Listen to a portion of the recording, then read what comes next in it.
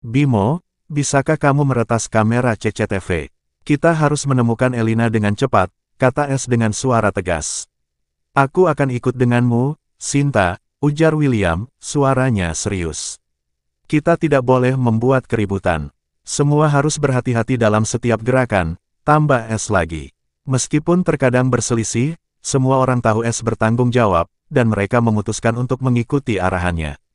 S memasang peredam pada senjatanya sebelum menuruni tangga, La juga dengan cekatan menyembunyikan pistolnya di dalam jaket. Di dalam restoran, "Hei kawan, gadis itu cantik sekali," gumam seorang pria berjas hitam pada rekannya. Wajahnya seperti bidadari. Aku sudah lelah, mungkin bos akan meneruskannya pada kita nanti. Di mana kamu, Sinta? Desis William dengan suara rendah nyaris marah mendengar percakapan itu. Sinta yang berpura-pura mengenakan seragam pelayan, ia berdiri tidak jauh dari dua pria itu, berpura-pura sibuk dengan ponselnya. Sudah pasti bos dulu, baru kita, balas rekannya sambil tertawa, tidak menyadari William sudah mendengar semuanya.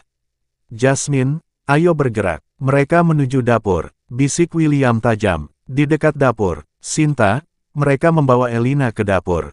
Aku butuh cadangan, kata William melalui radio komunikasi. Dalam hitungan detik, William merasakan seseorang bergerak di sisinya.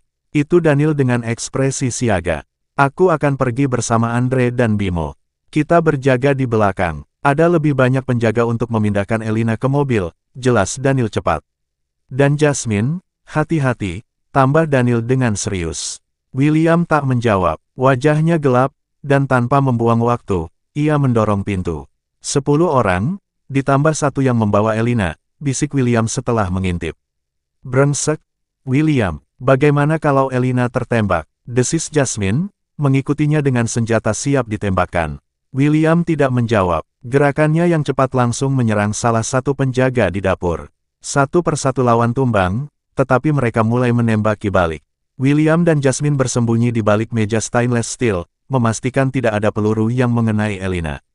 Sial, William tertembak. Suara S terdengar di komunikasi. Aku baik-baik saja, jawab William singkat sambil mengikat luka di lengannya dengan serbet dapur untuk menghentikan perdarahan.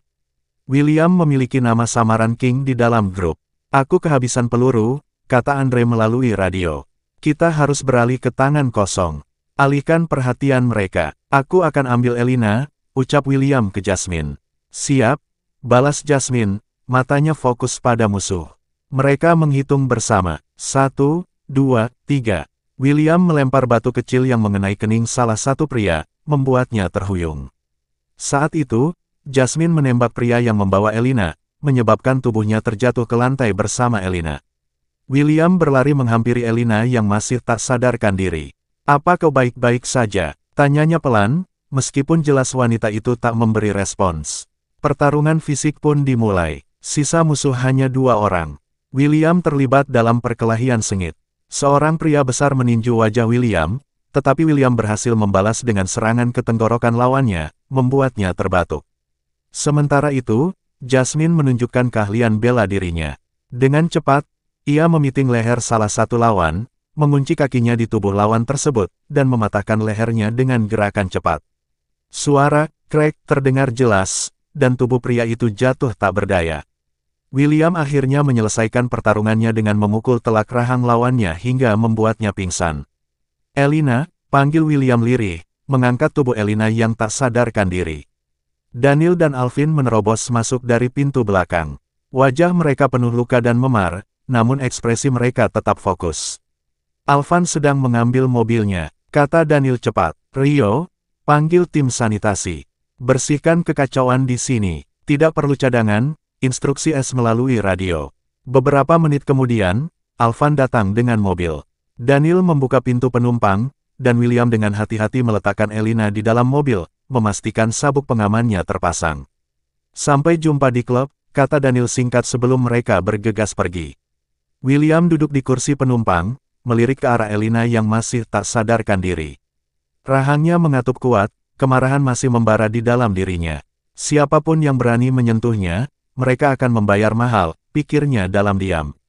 Tanda hubung tanda hubung tanda hubung. Pintu ruang konferensi terbanting saat William masuk. Keempat temannya sudah menunggu di dalam, mata mereka terfokus pada layar proyektor yang sedang memutar rekaman. CCTV. Di layar, terlihat dua pria berseragam dapur menyudutkan Elina, lalu menutup mulut dan hidungnya dengan sapu tangan yang mengandung obat bius hingga membuatnya tak sadarkan diri. William mengepalkan tinjunya kuat-kuat, rahangnya mengeras saat melihat bagaimana kedua pria itu tertawa dan berani membelai wajah Elina.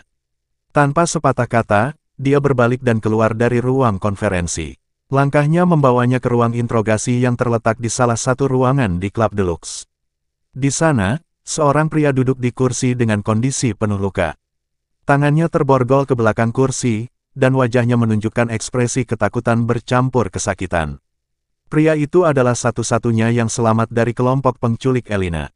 William mengenalinya dari rekaman CCTV. Dia adalah salah satu yang tertawa dan menyentuh Elina. William tak bisa lagi menahan amarahnya. Dia melayangkan pukulan keras, membuat kursi pria itu terjungkal ke lantai. Dengan kasar, William menarik pria itu kembali berdiri. "Siapa kau? Apa yang kau mau dari Michelle?" teriaknya, suaranya dipenuhi kemarahan. Pria itu hanya menyeringai, tak memberikan jawaban. William melayangkan pukulan lain, kali ini mengenai wajah pria itu hingga darah mengucur dari hidung dan bibirnya. Namun, itu masih belum cukup untuk menenangkan kemarahannya. "Kamu tidak mau bicara." William menggeram, melayangkan tinjunya lagi. Pria itu tertawa kecil meski tubuhnya gemetar. "Kalian tidak akan pernah bisa melindungi gadis itu dari kami," katanya pelan. William yang semakin marah menarik pria itu dari kursi dan memukulnya berkali-kali. Hidung pria itu patah, alisnya sobek, dan matanya bengkak. Saat William hendak mengeluarkan pistol dari pinggang salah satu agen, Daniel datang tepat waktu. "William, hentikan!" seru Daniel, meraih pistol dari tangannya. William menatap Daniel dengan tatapan membara, tetapi teman-temannya segera menghampirinya untuk menenangkannya. Alvan menahan lengannya, sementara Alvin berdiri di antara William dan pria itu. "William, kita butuh dia hidup. Dia satu-satunya petunjuk kita," kata Alvan dengan suara tegas. "Dia harus bicara," geram William, meskipun tubuhnya mulai melemah setelah dihentikan temannya. "Kita akan membuatnya bicara, tapi bukan dengan cara ini. Kita perlu dia untuk mendapatkan informasi lebih banyak," kata Jasmine meletakkan tangannya di bahu William. Perlahan William mengatur napasnya, lalu mengangguk dan meninggalkan ruang interogasi bersama teman-temannya. Di ruang konferensi, dokter dan perawat yang merupakan bagian dari tim mereka sedang menunggunya. William melepas kemeja penuh darahnya, membiarkan dokter membersihkan luka dan membalutnya. "Siapa mereka?" tanya William pada timnya. "Mereka bukan penculik biasa," jawab Jasmine. "Dari gerakan mereka, jelas mereka terlatih. Mereka tidak bertindak sembrono." "Apakah ada petunjuk dari CCTV?" tanya William. "Plat nomor kendaraan mereka tidak terdaftar," jawab Alvan. "Anehnya, tidak ada rekaman yang menunjukkan bagaimana mereka masuk ke restoran. Dan semua staf dapur menghilang tepat sebelum kejadian. Jadi ini kerjaan orang dalam," gumam William. "Kemungkinan besar," jawab Daniel. "Tapi kita masih mencari tahu siapa yang memberi mereka informasi tentang keberadaan Elina." Semua terdiam. William mengepalkan tangan, rasa bersalah menghantui pikirannya. Elina hampir diculik di bawah pengawasannya. "Kita akan memeriksa latar belakang pria yang kita tangkap," kata Alvan, memecah keheningan. "Saya juga akan memeriksa radio komunikasi mereka, mungkin ada petunjuk." William mengangguk, wajahnya tetap dingin. Setelah dokter selesai merawat lukanya, ia meninggalkan ruangan dan naik ke penthouse tempat Elina beristirahat. Dua agen yang berjaga di depan pintu memberi hormat padanya. William masuk ke dalam kamar dan mendapati Elina masih terbaring, wajahnya terlihat lebih tenang meski pucat. William duduk di tepi tempat tidur, menggenggam tangannya dengan lembut. Beberapa saat kemudian, Elina mulai membuka matanya perlahan, lalu memejamkan mata lagi karena silau cahaya, lalu membukanya kembali.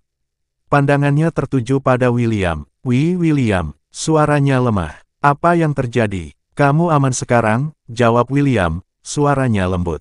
"Mereka mencoba menculikmu, tapi kami berhasil menyelamatkanmu." Mata Elina melebar saat ingatan itu perlahan kembali. Aku ingat, ada dua pria, mereka menarikku, lalu ada sapu tangan." Suaranya mulai bergetar, tubuhnya gemetar. William segera memeluknya erat. "Tenang, aku di sini. Tidak ada yang akan menyakitimu lagi." Elina mulai menangis, tangannya gemetar saat menyentuh wajah William. Kamu terluka. Apa mereka menyakitimu? Ini salahku. Maafkan aku. William menggeleng dan menghapus air matanya.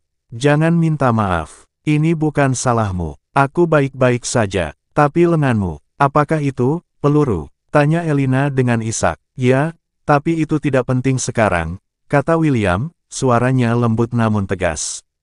Yang penting kamu aman, ucapnya lagi lalu membaringkan Elina kembali dan menyelimutinya. Tidurlah, kamu perlu istirahat. Elina perlahan menutup matanya, meskipun air mata masih mengalir di pipinya. William duduk di sampingnya hingga ia benar-benar tertidur, memastikan bahwa ia tidak akan pernah melepaskannya lagi. Sudah beberapa hari sejak percobaan penculikan Elina, tetapi William masih belum mengizinkannya untuk kembali bekerja di kantor. Untuk saat ini, ia hanya bisa bekerja dari rumah. Bosan karena terus berada di penthouse tanpa tempat lain untuk dikunjungi, Elina mulai merasa kesal.